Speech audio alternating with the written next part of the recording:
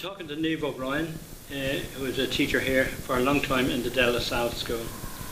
Niamh, where did you grow up? Hey Ken, I grew up in Galway City, yeah. And spent, when I was 18 then I left and came to Dublin for college, so I spent 3 years in St. Pat's in Drumcondra and then came here to Ballyfermot. And this was your first posting? This is my first posting. I was here on teaching practice and so got to see what it was like, which was a real advantage. You know, it was great to just be able to check out the school and I've straight away warmed to the school and the kids just great characters and really enjoyed it, and the staff were lovely, warm, friendly staff. So so I decided there was jobs coming up, so I decided to apply. And very lucky.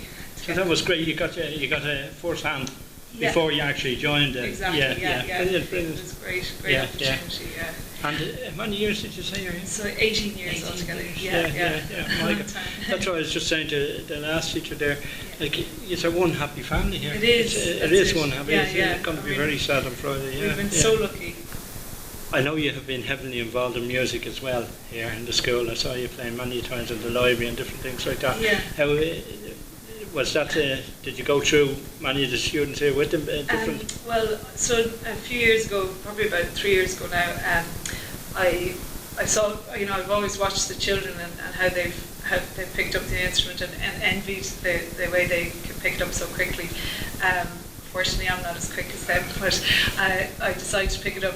I've always been, I have a love of music, and you know, would say I played the whistle over the years with the kids who've been joining in the class with the whistle, but decided, you know, a few years ago then I said this is my last opportunity to, I might as well try and pick up the guitar. So that's been, I've been really lucky. Got the help from Brother Eugene, and so it's been great in the last few years to be able to join in with the kids. And that tradition was carried on since 1952. Really, you know, the music in the school has been tremendous. You know, it really has. Many people went to work at that. You know, in their daily jobs. That's music. You know.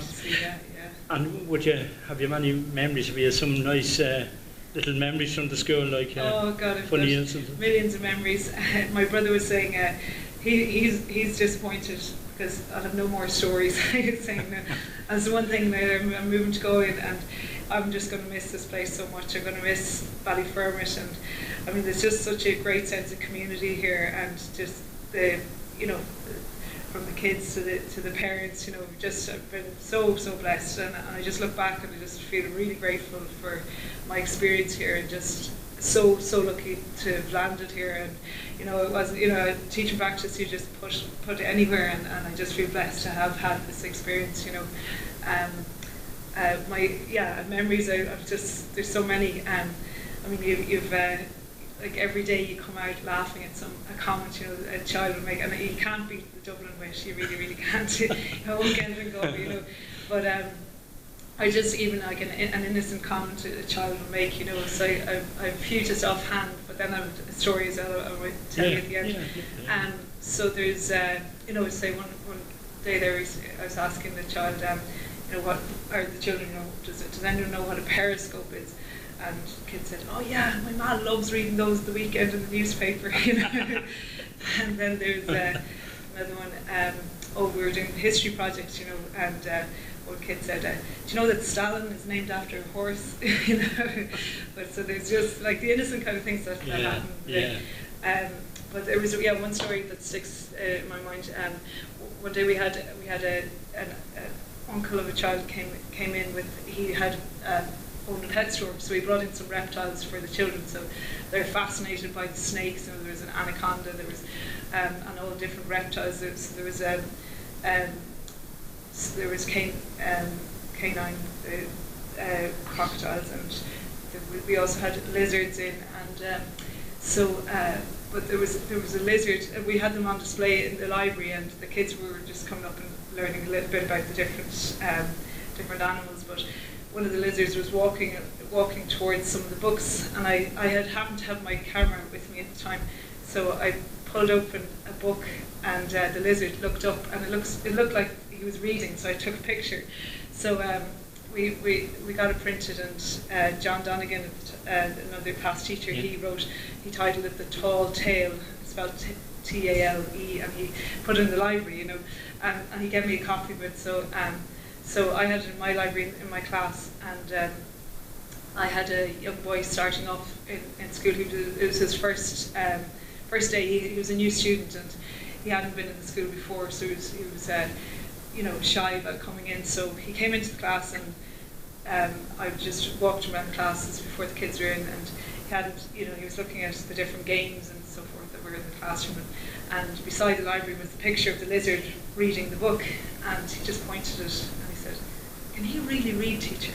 I said, he can. He's really good at reading, you know. So the following week I had his mother in for a meeting, and she was just, you know, we were chatting about how he was settling in, and I said, you know, he's getting on great. I'm really happy with him. He seems to be settling in well. And the mother, after the meeting, we went to the door to greet the boy.